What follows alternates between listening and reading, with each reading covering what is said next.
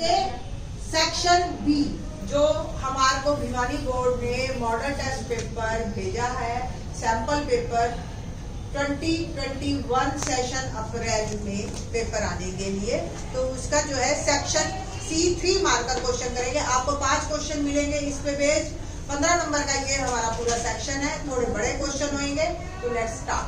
Question number जो है हमारे पास 6 सेक्शन बी, यदि हम अंश में 1 जोड़ दें और हर में से 1 घटा दें तो भिन्न 1 में बदल जाती है। यदि हर में 1 जोड़ दें तो वह 1/2 हो जाती है, भिन्न क्या। दोनों क्वेश्चन, ये क्वेश्चन आप तीसरे चैप्टर या 4th चैप्टर जिससे मर्जी तरीके से कर लीजिए, आप अल्टीमेटली एक ही जगह पहुंचेंगे, एक ही इक्वेशन बनती है बाद में सब्स्टिट्यूशन मेथड लगा के, चाहे जैसे मर्जी। तो क्वेश्चन बहुत सिंपल है। आप लोग इसके जो 3-3 वाले और 5-5 वाले ने, इनके स्टेप्स के भी नंबर मिलते हैं। पहला थंब रूल जो निकालना है उसको मान, क्या निकालना है हमने, भिन्न, है ना, उसमें अंश और हर, ठीक है। तो आप मान लीजिए, माना अंश x हर y और भिन्न हो गई x/y। Let's start.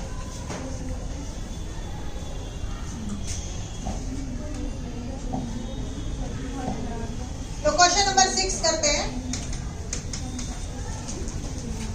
माना भिन्न x/y।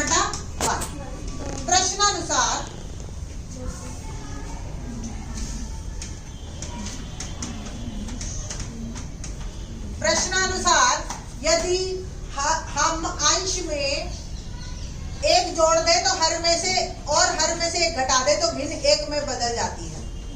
अंश में 1 जोड़ दें, हर में से 1 घटा दे तो भिन्न 1 में बदल जाती। बन गई पहली इक्वेशन? आसान है ना? yes, आर पार गुना कर दीजिए और इस इक्वेशन को थोड़ा सा सॉल्व करके लिख लीजिए। जैसे 1 को 1/1 लिख सकते हो, क्रॉस मल्टीप्लीकेशन कर दिया मैंने, तो x + 1 = y - 1। y को भी इधर ले आइए, या अभी इसको x एज इट इज रखिए और y इस 1 को भी उधर ले जाइए। x आ गया y - 2, नंबर 1 मार्क कर लीजिए इसको। अब हम बात करेंगे दूसरी इक्वेशन। दूसरी इक्वेशन कैसे बनेगी देखते हैं। कहता है हर में 1 जोड़ दे, अंश में कुछ करना नहीं, सिर्फ हर में 1 जोड़ना है आपको, तो भिन्न 1/2 हो जाती है।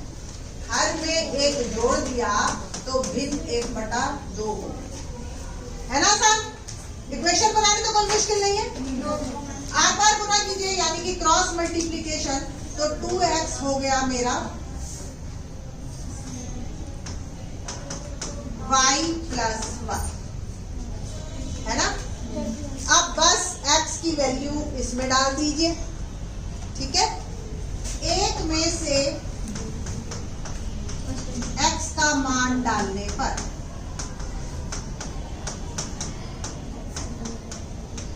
इक्वेशन 1 दे रखी है ना आपकी, ठीक है जी, और इसमें हमने x का मान डालना है।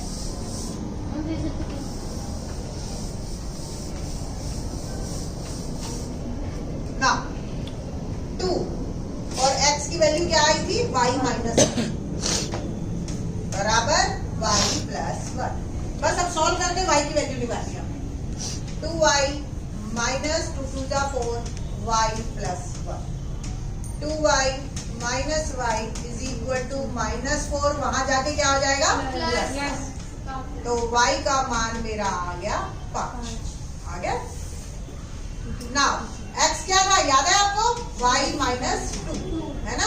तो x भी हम निकाल लेंगे। x आ गया आपका 5, y का मान डाल दीजिए और x आ गया 3। हमें बतानी थी भिन्न, है ना, तो भिन्न ही लिखनी है आपने। 3/5 उत्तर।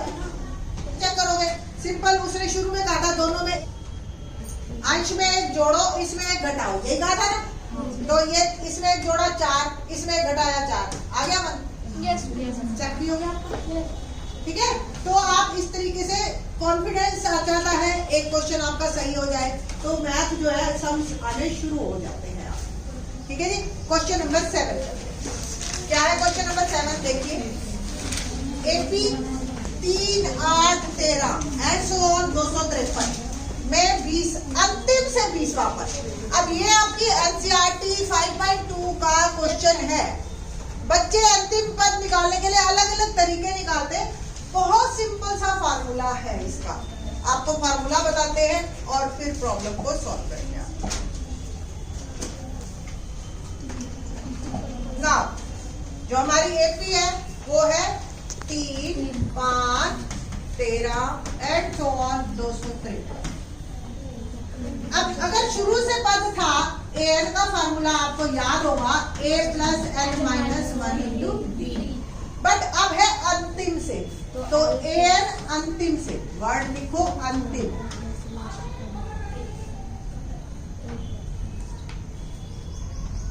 अंतिम सूत्र देखिए क्या होगा, याद हो जाएगा आपको साथ साथ। ये प्रथम पद है ए, अंतिम पद एल, लास्ट टर्म, प्लस की जगह माइनस, बस बाकी है। अगर अंतिम से आपको कोई पद निकालना है तो आपको सूत्र ये वाला यूज करना है, ऊपर वाला नहीं करना।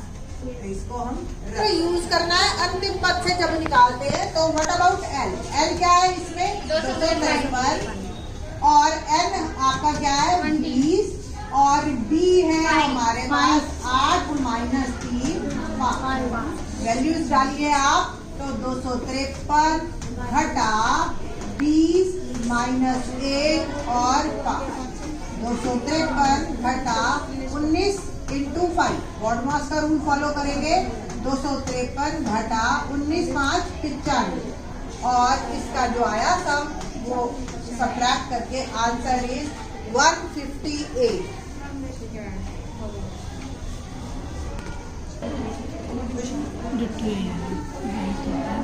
क्वेश्चन नंबर 8 करते हैं। क्वेश्चन नंबर 8 क्या है?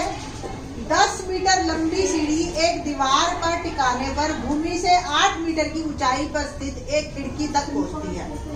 दीवार के आधार से सीढ़ी के निचले सिरे की दूरी का मान ज्ञात कीजिए। चैप्टर 6 में से है ये क्वेश्चन, पाइथागोरस थ्योरम पे बेस्ड। 10 मीटर लंबी सीढ़ी, सीढ़ी हमेशा बेटा जी ऐसे टेढ़ी लगती है। दीवार पर टिकाने से भूमि से 8 मीटर की ऊंचाई पर स्थित एक खिड़की, ये यहाँ पे खिड़की है और ये 10 मीटर की सीढ़ी है हमारी, और ये दीवार के आधार से सीढ़ी के निचले सिरे, इसको आपको निकालना है। तो माना x और पाइथागोरस प्रमेय अनुसार क्या होता है? पाइथागोरस प्रमेय इक्वल टू आधार का स्क्वायर प्लस लंब का स्क्वायर अनुसार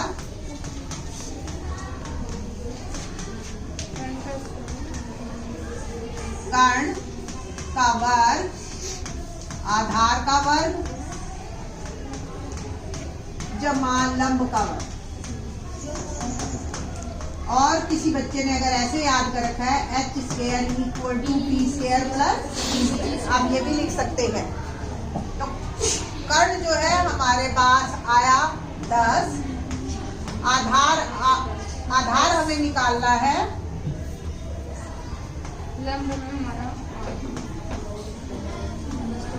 और लंब जो है 8। 10 का वर्ग 100 बराबर x स्क्वायर और 8 का वर्ग 64, तो 100 घटा 64 बराबर x स्क्वायर, तो x स्क्वायर हो गया 36 और x आ गया 6। वैसे तो दो आंसर आते हैं प्लस माइनस, पर कोई भी लंबाई नेगेटिव में नहीं होती है, इसलिए हम सिर्फ प्लस का आंसर देंगे। तो 6 मीटर मेरा उत्तर। यूनिट जरूर लिखना है आपने, ठीक है जी ना।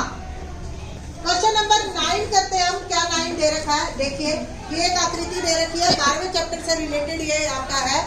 छायांकित भाग का क्षेत्रफल ज्ञात कीजिए जहां वर्ग ABCD की प्रत्येक भुजा 16 है।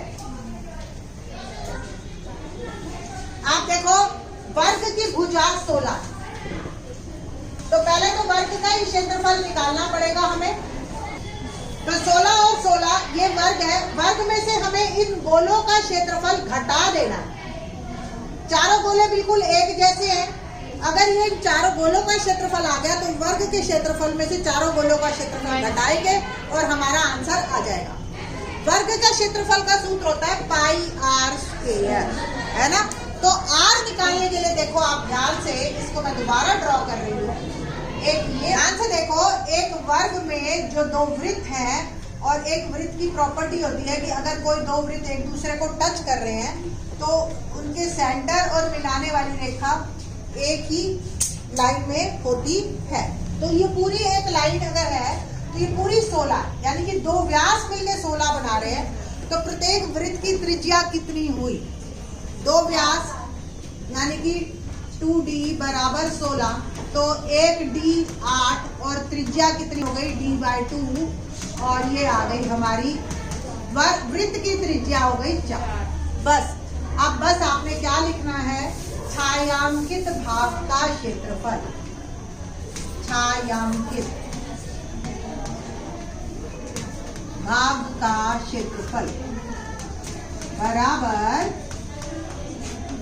वर्ग का क्षेत्रफल घटा 4 वृत्तों का क्षेत्रफल।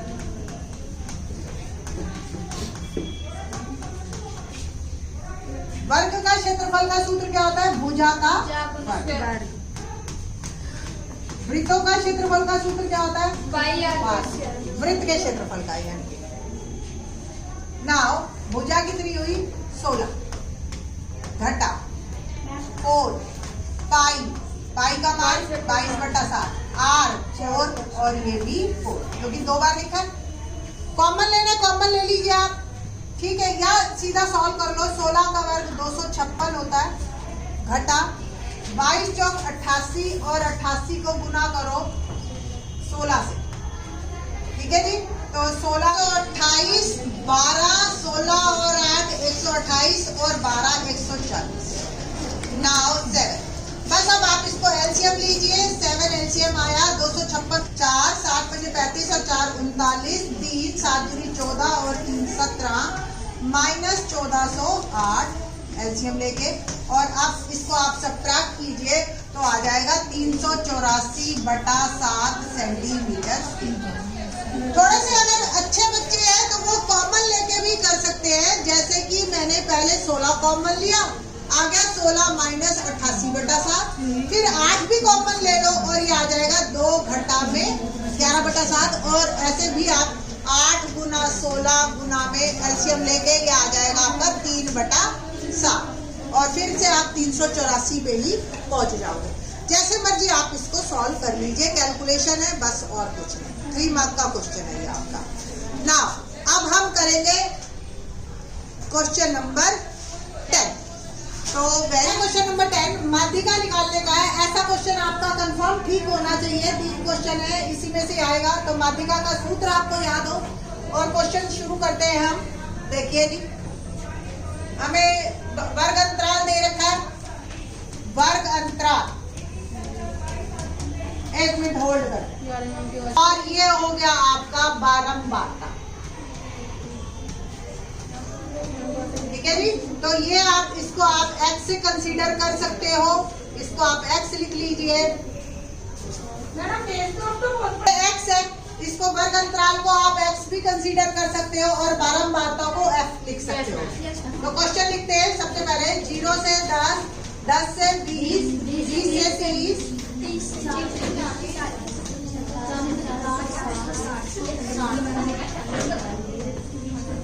ये हो गई, और बारंबारता हमारी 5, 8, 20, 15, 7। माध्यिका निकालने के लिए सबसे पहले आपको संचयी बारंबारता बनानी है, यानी कि क्यूमुलेटिव फ्रीक्वेंसी, जिसको हम CF कहते हैं। संचयी बारंबारता, संचयी बारंबारता क्या होती है देखते हैं।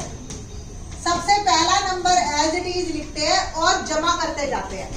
8 और 5 13, 20 और 13 33, 33 और 15 48, 48 और 7 55, और ये आ गया आपका 60। 7 और 5 12 15। इसको आप चेक कर लीजिए, इसका सम और ये सेम आएगा हमेशा, और इसको हम नाम देते हैं कैपिटल N। माध्यिका का सूत्र हमारे पास है, अब बेटा माध्यिका का सूत्र है हमारे पास L plus n/2 minus CF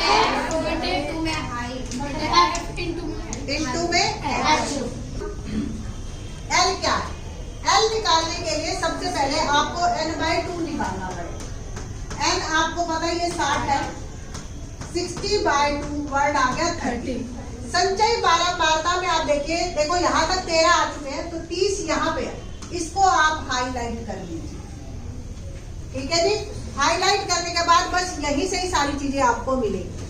जो इसकी लोअर टर्म है ये आपका L है, ठीक है। और F, अगला वर्ड F, ये आपका 20 है। जो ये CF वर्ड है, यानी कि इसके ऊपर वाली संख्या, ये CF आपका समझ आ रहा है। तो CF इज 30 और H हमेशा से क्या होता है, बीच का गैप, 10-10 का गैप। सारी वैल्यूज मुझे मिल गई हैं और अब मैं बस वैल्यूज पुट करनी है ना। सूत्र में डालते हैं हम L प्लस n/2 यानी कि 30 माइनस CF 13, F आपका 20 और H आपका है 10। बॉडमॉस का रूल फॉलो करना है, 0 से 0 काटिए, 20 प्लस 17/2 है ना। 30 में से 13 गए, 17/2 और आप इसको लिख सकते हो 8.5 और आपका आंसर आ गया 28.5 इज माई आंसर। हमेशा को जो हाईलाइटेड टर्म होती है उन दो संख्याओं के बीच में ही उत्तर आएगा। अगर नहीं आया तो आप अपनी कैलकुलेशन को चेक कीजिए। कंप्लीट होता है और नेक्स्ट हम सेक्शन बी कंप्लीट होता है, सेक्शन सी हम जो है in the next video. Thanks.